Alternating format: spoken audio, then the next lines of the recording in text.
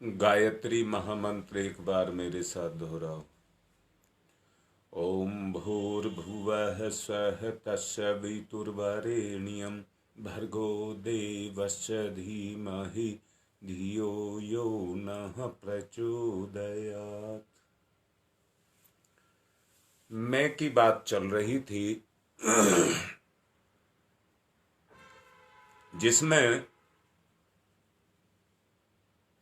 आपको अपने ज्ञान के बारे में, अपने निजी के ज्ञान के बारे में बताया जा रहा था। खेती करने वाला ये जानता है कि किस बीज को किस भूमि में बोया जाए, अर्थात किस भूमि की क्या उपयोगिता है, उसकी क्या गुणवत्ता है, उसी में वो बीज को बोता है। अर्थात वो किसान बीज के बारे में भी जानता है, वो किसान भूमि के बारे में भी जानता है, और उस बीज से भूमि से कैसे फसल ली जा सकती है उसके बारे में भी जानता है। भूगर्भ वैज्ञानिक धरती की ऊपरी सतह से ये पता लगा लेते हैं कि धरती के गर्भ में क्या छुपा हुआ है, इसका वो पता लगा लेते हैं। परंतु यहां मैं एक बात को कहूंगा कि कोई आपको ये नहीं कह सकता कि आपके अंदर क्या छुपा हुआ है। जो आपका मैं है, मैं, उसके अंदर क्या छुपा हुआ है उसका कोई पता नहीं लगा सकता। दूसरा, ईश्वर भी चाह करके आपको बदल नहीं सकता, क्योंकि उसका जो अनुशासन है, उसका जो नियम है, उसका जो कायदा है, वो केवल एक ही है कि आप ही अपने आप को जान सकते हैं। आपके अंदर क्या छुपा हुआ है ये आप ही जान सकते हैं, और आप ही अपने आप को बदल सकते हैं। मैंने अभी कहा, किस भूमि में कौन सी फसल उगाई जाएगी ये किसान जानता है। आपको भी ये पता है। क्या पता है? किस कमी की वजह से भगवान की फसल नहीं उगा जा सकती, किस कमी के कारण भगवान मुझ में पैदा नहीं हो सकता, मुझे दर्शन नहीं हो सकता, इसका आपको भी पता है। अब मैं फिर से कह रहा हूं, राम राम करने से कोई राम नहीं बनता है, पर राम के जैसे आदर्शों को अपने जीवन में गुण के रूप में पैदा करके कोई भी राम बन सकता है। मैंने सुना है मां कौशल्या को भगवान राम ने मुंह फाड़ करके सारा संसार अपने में दिखाया था।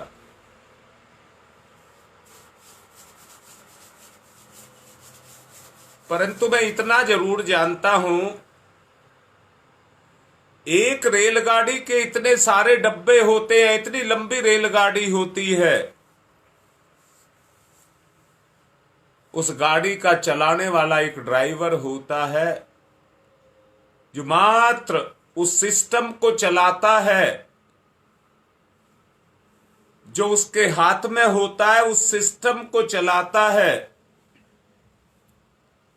और सिस्टम चलता है तो इंजन चलता है, इंजन चलता है तो डब्बा अपने आप चलता है, उसको चलाना नहीं पड़ता, वो अपने आप चलता है।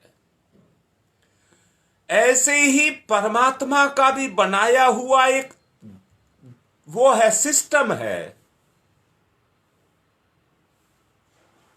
जो सिस्टम को जान लेता है।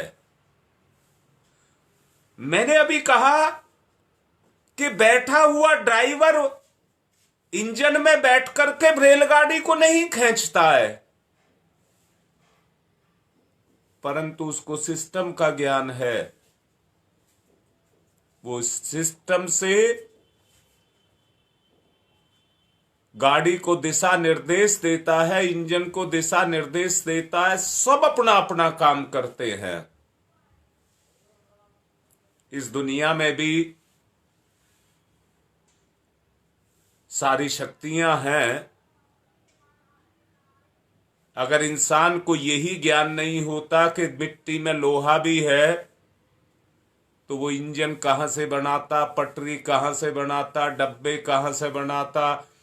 अब पूरी रेलगाड़ी बनाने के लिए लकड़ी भी चाहिए, लोहा भी चाहिए, कितने सारे उसमें वो पार्ट लगे होते हैं, एक एक कील तक बनाता है और तब सबको बटोर करके एक रेलगाड़ी का निर्माण करता है।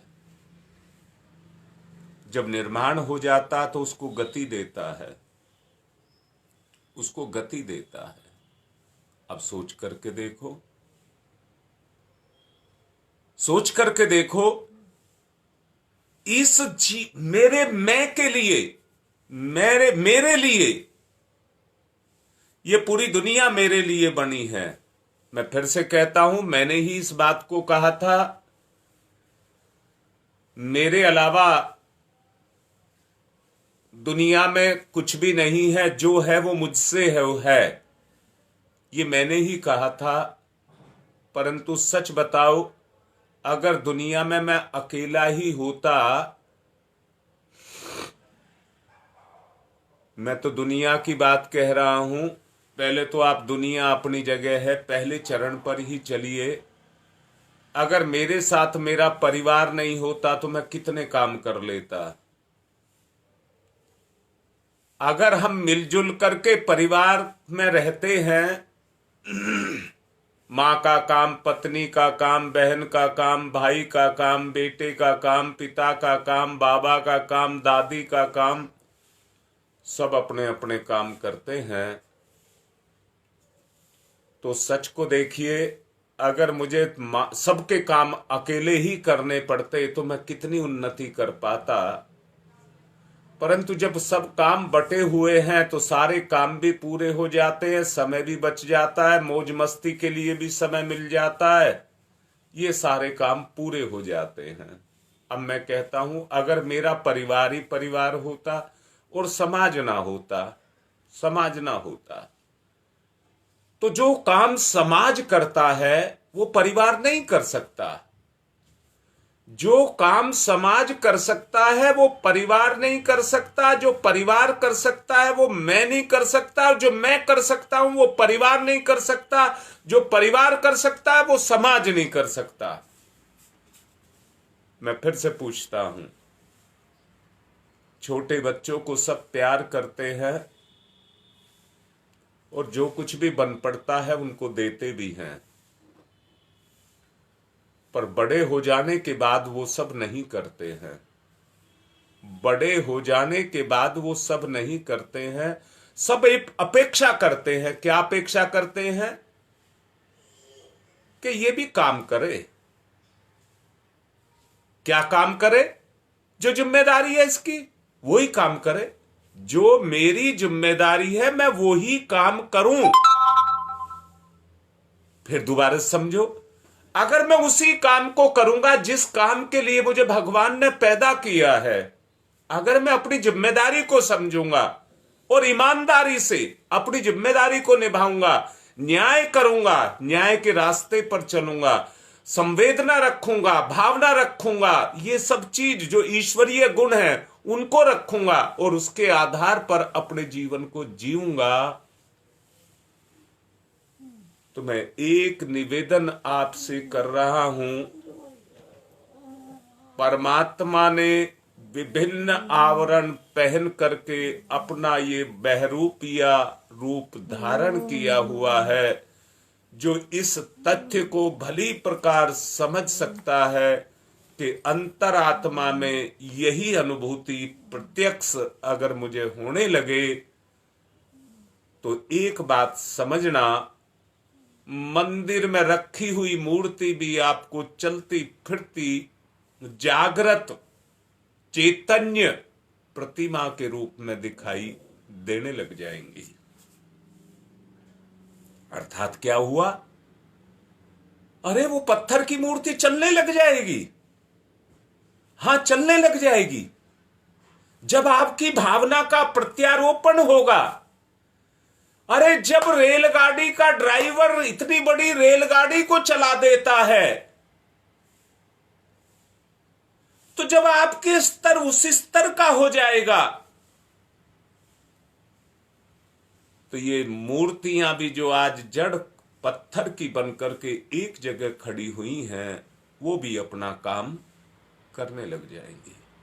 क्या काम करने लग जाएंगी? अच्छा, मूर्तियां आपका खाना बनाने लग जाएंगी, आपके चौका चूल्हा करने लग जाएंगी, आपकी नौकरी करने लग जाएंगी। खबरदार, ऐसी बात मत कह देना। ईश्वर का जो काम है वो अपना काम करेगा। चूल्हा चौका जिसका काम करना है वो करेगा, नौकरी करना जिसका काम वो करेगा, किसान का काम जिसका है वो करेगा, जिसका जो काम है वो अपने काम को करेगा। तो भगवान का काम कौन सा होगा? भगवान का काम है दुनिया को संभाल करके रखना, दुनिया को गति देना। मैं पूछता हूं, हवा भी चल रही है तो किसी की तो उस पर इच्छा होगी। अगर उस पर किसी का कंट्रोल नहीं होता तो वो तो इतनी तेज आंधी चलती कि दुनिया में एक भी पेड़ पौधा, घर, छप्पर, मकान, दुकान कुछ भी नहीं होता, सबको उखाड़ करके फेंक देती, बेकाबू हो जाती, बेकाबू हो जाती। पानी बेकाबू हो जाता, गर्मी बेकाबू हो जाती,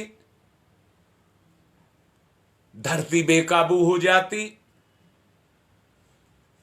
परंतु ना, कोई है जो ड्राइवर बनकर के इस दुनिया को चला रहा है, जो ड्राइवर बनकर के इस दुनिया को चला रहा है, परंतु मैं उसके काबू में नहीं हूं।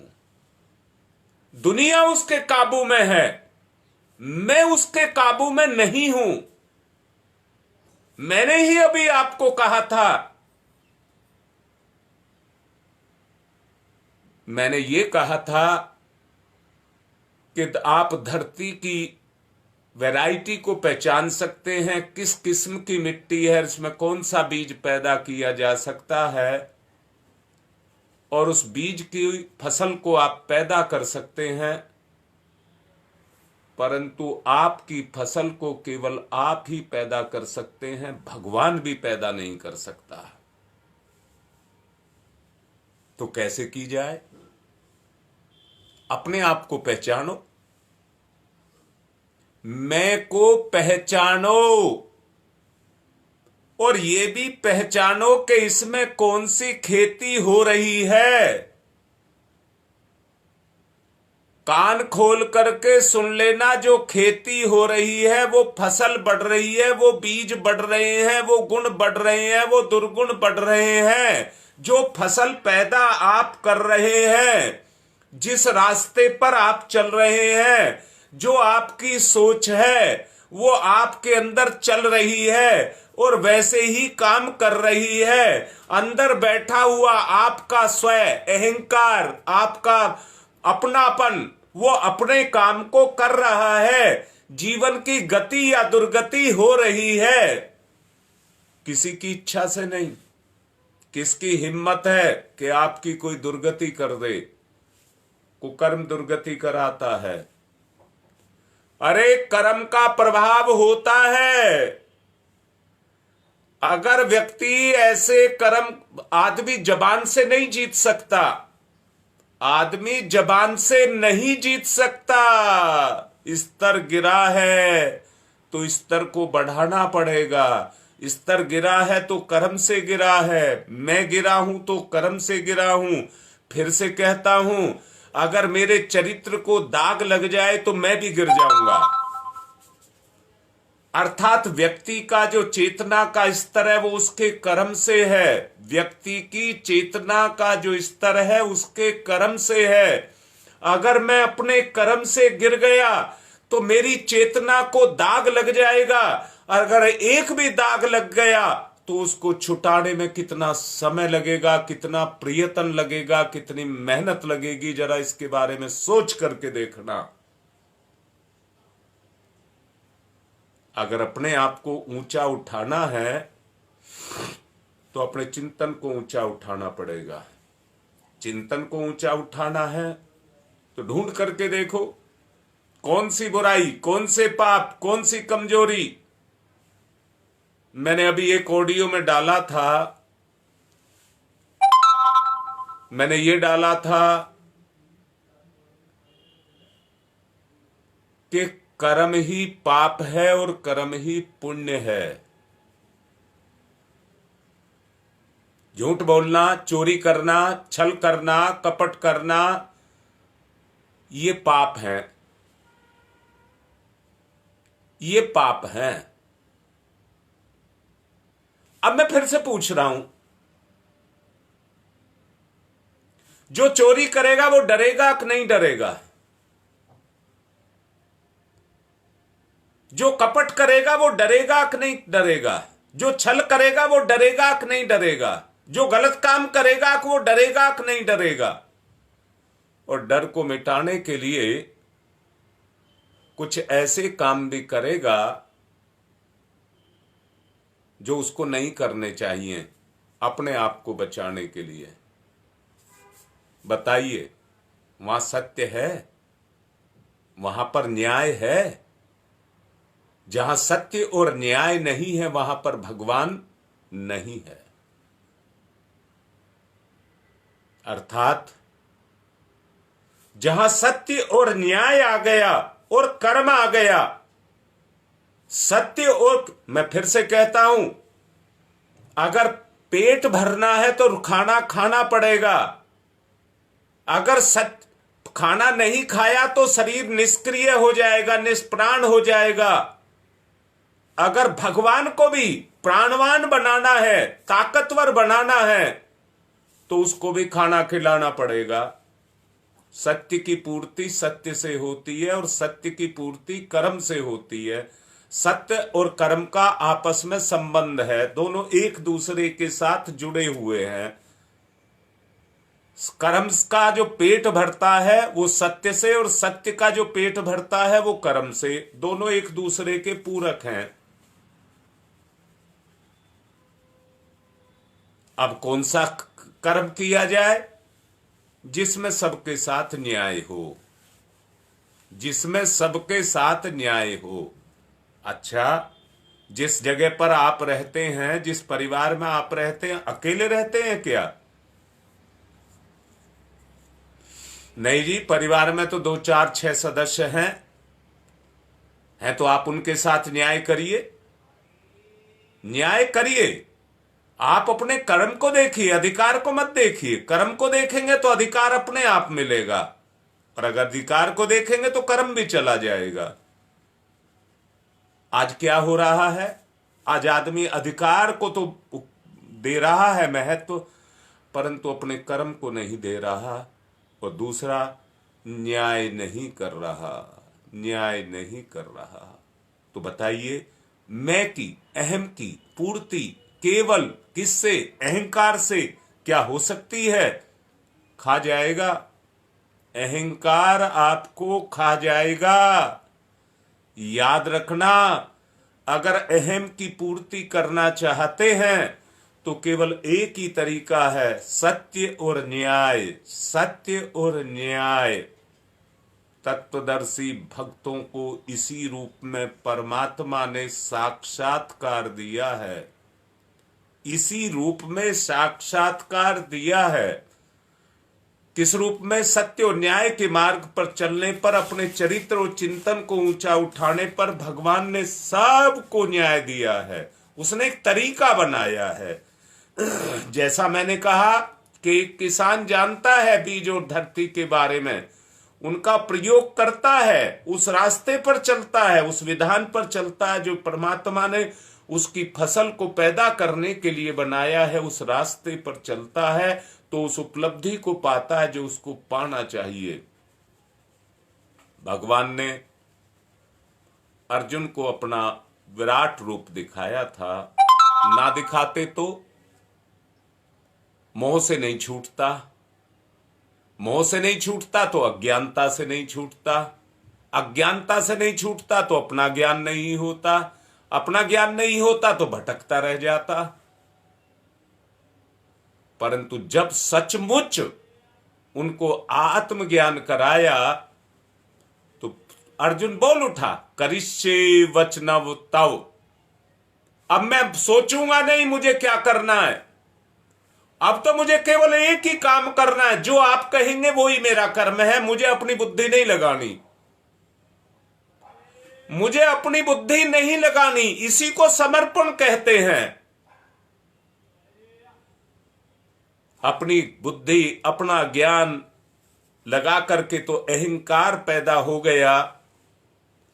अगर इस अहम से छूटना है तो ये देखना होगा मेरा भगवान मुझसे क्या चाहता है, मेरी अंतरात्मा मुझसे क्या चाहती है,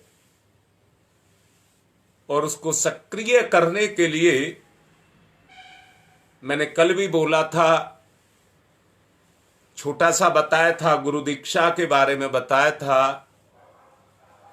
गायत्री माता के गर्भ से और गुरु की कृपा से माता पिता के रूप से जिस तरह से जीव की उत्पत्ति होती है, उसी से ही इस जीव को नया दूसरा जीवन मिलता है। उसी को द्विज कहते हैं। जो द्विज है वही आत्म कल्याण का मार्ग है, उसी से जीव का कल्याण होता है। जब तक हमारा समर्पण नहीं होगा, समर्पण से मतलब क्या है? जैसे शरीर रूपी मां को आपने अपनी मां मान लिया और उसके साथ मां जैसा व्यवहार करते हैं। मैंने कहा गुरु और गायत्री के संपर्क से एक नया जीवन जन्म के रूप में लेना है, तो क्या आपने गायत्री को मां मान लिया और गुरु को पिता मान लिया? अब माता पिता के साथ आपके क्या कर्तव्य हैं? क्या उनके साथ आपने न्याय किया? अगर आप न्याय की बात पर आते हैं, मुझे एक बात बताओ, माता पिता केवल अपने बच्चे के शरीर का ही पोषण करते हैं या गुणों का भी पोषण करते हैं, या जीवन के सभी स्तर पर उसकी बच्चे की उन्नति करते हैं? गुण, कर्म और स्वभाव के रूप में सब स्तर पर अपने बच्चे की उन्नति करते हैं। याद रखना, गायत्री शक्ति भी वही शक्ति है जो जीव को एक तरह का गुण नहीं देती है। ऑडियो डाली है कल, उस संदर्भ में एक ऑडियो डाली है कल, उसको ध्यान से सुन लेना। जो कुछ भी डालता हूं वो सब आपके उद्धार के लिए, उत्थान के लिए होता है। आप उस पर जिज्ञासु होकर के ध्यान से उनको सुनिए, ध्यान को उनको सुनिए। निश्चित रूप से अगर आप मेरा कहना मानेंगे तो आप आगे बढ़ते चले जाएंगे। अपने जीवन में आपकी अंतर चेतना, आपका अहम आपको कचोटने लग जाएगा, आपका मैं आपको कचोटने लग जाएगा। मैं फिर से कहता हूं, बाहर की चीजें हम पर अपने प्रभाव को डाल रही हैं। जैसे में वायु में छुपी हुई नमी आग को बुझाती रहती है, उस पर राख चढ़ाती रहती है, ऐसे ही हमारी जो चैतन्य सत्ता है उसके ऊपर लोभ, मोह, काम, क्रोध, ईर्ष्या, द्वेष, ये जितनी भी चीजें आपको बताई गई या कहिए मैंने पाप की बातें आपसे कही, वो हमारी चेतना को निष्क्रिय करती हुई चली जा रही हैं, मेरे मैं को निष्क्रिय करती चली जा रही हैं। अज्ञानता की राख, जड़ता की कहिए, उसके अंदर जो विकार पैदा हो रहा है वो मुझे जकड़ता हुआ चला जा रहा है। सच को देखो। अगर सच को आप देखोगे, कहां देखोगे? अपने अहम में देखोगे। अगर सच के दर्शन करने हैं तो आपके अहम में होंगे, और उस अहम में ही जैसे राख के ऊपर चढ़े हुए अंगारे के अंदर राख की चेतना छुपी हुई है, जैसे ही आप इस अज्ञानता को जो मैं के ऊपर आकर के चढ़ गई है, जैसे ही उसको उतारोगे तो अंदर से खिलखिलाता हुआ, मुस्कुराता हुआ आपका भगवान आपके अंदर ही जो छुपा बैठा है वो प्रकट हो जाएगा, वो प्रकट हो जाएगा। तो देख लीजिए, अगर भगवान को आप प्रकट करना चाहते हैं तो और कोई भी मार्ग उसका नहीं है। मैं अभी अर्जुन की बात आपसे कर रहा था। जिस तरह से भगवान की कृपा अर्जुन को मिली, ऐसे ही क्या भगवान, मैं कहता हूं वायु एक है, सूर्य एक है, धरती एक है, सब चीज एक है, भगवान भी एक है। वो सब के ऊपर अपने प्रभाव को निरंतर बराबर डालता हुआ चला जा रहा है। ईश्वर दर्शन की प्रार्थना की तो उन्होंने कहा, चमड़े के नेत्रों से, दिव्य चक्षुओं से, चमड़े के नेत्रों से तो संसार देखा जा सकता है, परंतु दिव्य नेत्रों से भगवान का दर्शन किया जा सकता है। उस दर्शन को अपने अंदर हमें पैदा करना होगा, और पैदा करने के लिए उसके संकेत पर हमें चलना होगा। मुझे, मैं को चलना होगा, अपनी गति करनी होगी। तभी अर्जुन ने जो कहा था, करिष्ये वचनम तव, अब मैं अपनी मर्जी नहीं चलाऊंगा, जो आप कहेंगे मैं वो ही करूंगा, जो आप कहेंगे मैं वो ही करूंगा, अपनी मर्जी नहीं चलाऊंगा। यशोदा को भी एक बार ऐसे ही ब्रह्म दर्शन हुआ था, वो अवसर उनको मिला था। मिट्टी खाते हुए श्री कृष्ण को पकड़कर जब यशोदा ले जा रही थी तो श्री कृष्ण हंस दिए, और उनके मुख से समस्त विश्व ब्रह्मांड दिखाई देने लग गए। मैं नहीं जानता वो गुणों को मैं जानता हूं। जब गुण ही दिखाई देने लग जाते हैं अपने बच्चे के अंदर, आप भी देखिए, आप अपने परिवार को देखिए, समाज को देखिए, उनको तो हम देख सकते हैं क्योंकि वो हमसे अलग हैं, परंतु मेरा भगवान मेरे से अलग नहीं है। सचमुच जानना, अगर भगवान को आपने अपने स्वरूप में प्रकट कर लिया, मैं फिर से कह रहा हूं, अपनी आंख कोई नहीं देख सकता, अपना चेहरा कोई नहीं देख सकता, अपना नाक मुंह कोई नहीं देख सकता। हमारे वो अंग दिखते हैं जो आंख से दूर हैं, वो दिखते हैं। हम दूसरों को देख सकते हैं पर अपने को नहीं देख सकते।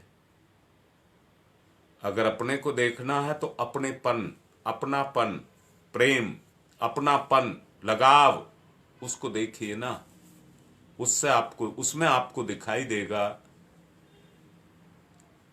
क्या दिखाई देगा? कितना अपनापन है, कितना अपनापन है। मैं कहूंगा भगवान के लिए तो सारी दुनिया उसकी अपनी है।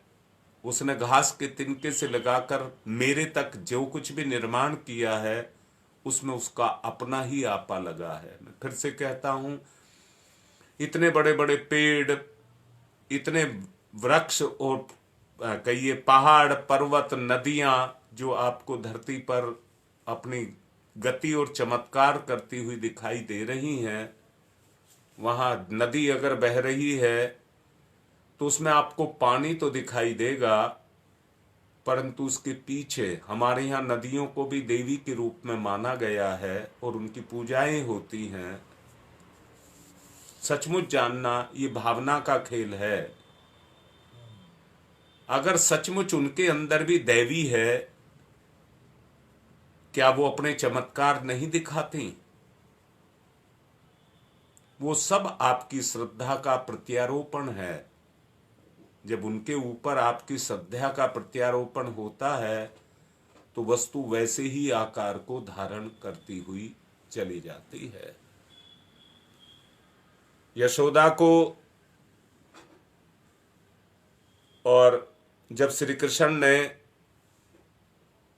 अपने वास्तविक स्वरूप का दर्शन कराया था, विराट ब्रह्म का दर्शन कराया था, कौशल्या को श्री राम ने अपने दर्शन कराए थे, तो वो और कोई नहीं थे, गुण के रूप में थे।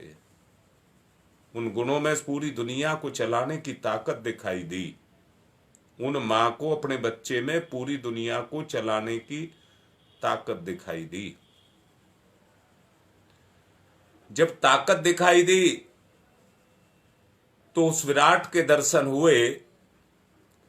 रामायण के उत्तराखंड में काक भसुंडी की कथा भी आती है। वे कोए के रूप में भगवान राम के साथ रहे थे। अज्ञानता के कारण जीव का उद्धार करने के लिए उन्होंने अपना मुख खोला और काक भसुंडी जी के भीतर घुस गए। देखा तो सारा संसार उन्हीं के अंदर समाया हुआ था। सब कुछ उन्होंने अपने में समेटा हुआ था। मैं भी आपसे यही कह रहा हूं, अगर मैं के सच्चे दर्शन करने हैं तो अपनी वास्तविकता को जानिए। मैं क्या हूं, मैं क्या कर रहा हूं, मुझे क्या करना चाहिए और क्या नहीं करना चाहिए। मैंने ही आपसे कहा था, मैं बातचीत में मैं शब्द का प्रयोग किया जाता है और सहजता भी है, अपनी अभिव्यक्ति के लिए सहजता भी है, लेकिन इसकी रहस्यमयता के बारे में आदमी उतना ही अनजान बना हुआ है। मैं की वास्तविकता को नहीं समझ पाता, मैं की वास्तविकता को नहीं समझ पाता।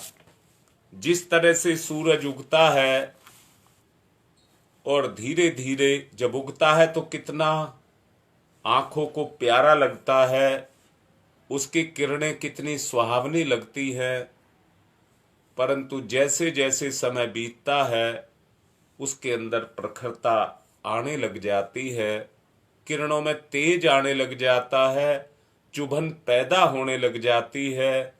इन बुराइयों को अगर मारना है तो वो किरणें या प्रभाव अपने अंदर से पैदा करना पड़ेगा कि जो उस स्तर तक, सत्य के न्याय के स्तर तक हमको लेकर के जाए।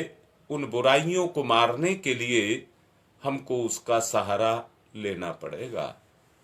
साधारण मनुष्य देखते हुए भी अंधे बने रहते हैं, सब कुछ देखते हुए भी अज्ञान बने रहते हैं, अंधे बने रहते हैं।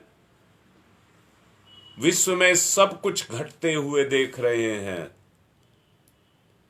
ये संसार तो एक खेल खिलौना मात्र है। प्राणी जो संसार है, जो प्राणियों से उत्प्रोत है, वो चलते फिरते कीड़े मकोड़े निर्जीव झुंड पिंडों के रूप में आदमी को लग रहे हैं। भावना की बात मैं आपसे कह रहा हूं, अगर सचमुच हमारे अंदर संवेदनाएं पैदा हो जाएं तो हम किसी के साथ अन्याय, छल, अत्याचार या दुर्व्यवहार नहीं करेंगे। हमें आत्मग्लानि हो जाएगी। अपना शरीर भर ही अपना लगता है और सब कुछ वीराना दिखता है। स्त्री, पुत्र, कुटुंबी ये सभी उतने ही अंश में अपने लगते हैं जितने अंश में के वो अपने लिए लाभदायक हैं। जितना वो हमको लाभ दिखाते हैं उतने ही अपने लगते हैं। लाभ के लिए हम उनसे प्रेम करते हैं। उन्हीं से क्यों सभी से हमारी दृष्टि यही होती है। जो जितना सर्व साधन संपन्न है, जितना हमारे स्वार्थ का साधन बनता है, वो हमें उतना ही प्यारा लगता है। जब जिससे अपने स्वार्थ में न्यूनता होने लगती है तो उतनी ही उपेक्षा होने लग जाती है और तब वो सर्वथा निरुपयोगी या हानिकारक ही लगता है, शत्रु जैसा दिखता है।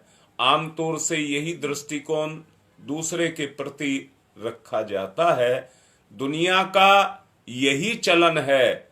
इसलिए साधारण बुद्धि के व्यक्ति मायाग्रस्त कहे जाते हैं, माने जाते हैं। अनेक रूप धारण करने पर परमात्मा हमारी परीक्षा लिए बगैर सामने नहीं आता। यही उसकी परीक्षा है कि संसार रूपी प्रलोभन उसने हमारे सामने डाल दिया। हमें अपनी विवेक बुद्धि से अपने आप को ये जानना होगा कि सत्य क्या है।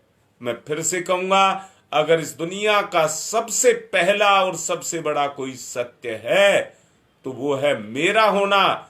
और मेरी इस गति में अगर कोई गति कर रहा है तो वो मेरा भगवान है, मेरा गुरु है, मेरा परमात्मा है।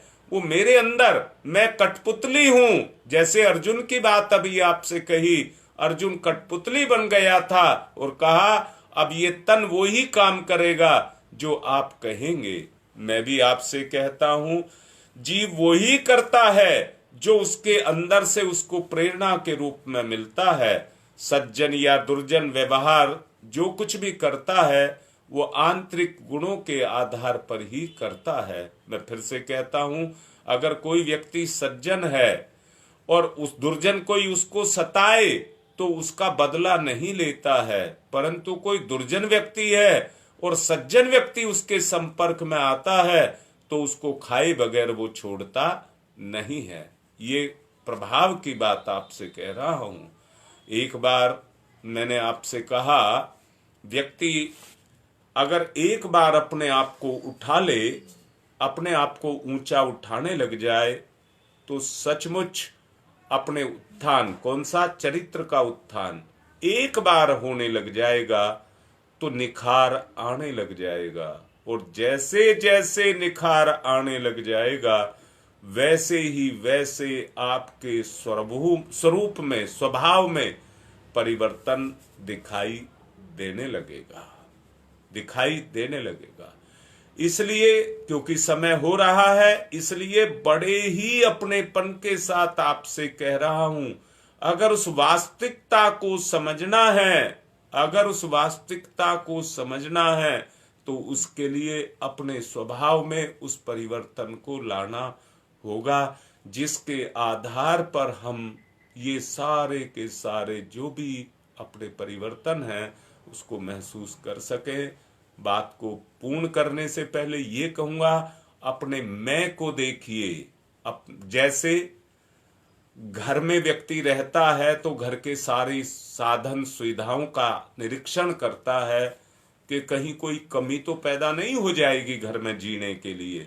परंतु जीवन में जीने के लिए अगर कमी को देखना है तो इस शरीर रूपी घर के अंदर जो मैं बैठा हुआ है उसमें कहीं कोई अनियमितता तो नहीं है, उसको आप देख लीजिए। मैं फिर से कह रहा हूं, पाप व्यक्ति को खा जाता है, उसकी चेतना को कमजोर कर देता है।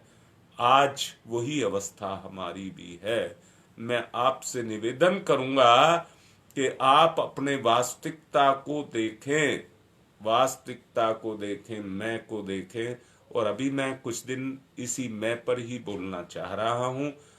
कहीं तक तो निखार आए, पूरी कोशिश करूंगा कहीं पर तो आप में बदलाव आए, आप उस सत्य को समझे। अर्जुन वाली बात जो मैंने कही कि जब तक वो मोहग्रस्त रहा, मानता तो था पर अब व्यवहार में नहीं आ पाता था, नहीं आ पाता था। इसलिए मैं भी ये कर रहा हूं, संघर्ष करूंगा और एक स्तर को निकाल करके लाने की कोशिश करूंगा। अपनी बात को पूर्ण कर रहा हूं और यही प्रार्थना कर रहा हूं। खूब रगड़ो, अपने आप को जानो, अपने आप को पहचानो, अपनी गति को जानो, जिससे आपको ये पता लग सके वास्तव में मैं क्या हूं, मेरी अवस्था क्या है। क्या मैं कहीं दीनहीन अवस्था में तो नहीं पड़ा हुआ? क्या मैं कहीं मेरे अंदर परिवर्तन आ रहा है और मैं अपनी उच्च अवस्था की तरफ जाता हुआ चला जा रहा हूं? बस इसको पहचान लीजिए, इतना कर लीजिए, और इससे ज्यादा की बात आगे आएगी। बस अभी आप इतना कर लीजिए कि मैं किस अवस्था में हूं। बस अगर ये आपको समझ आ गया तो कोई भी अपने मुंह पर दाग नहीं लगाना चाहता, कोई नहीं लगाना चाहता। अगर लगे हैं तो आपको छुटाएंगे, वहीं से शुरू हो जाएगी वास्तविक जिंदगी। आज की बात को पूर्ण करता हूं। ओम शांति ही शांति ही शांति।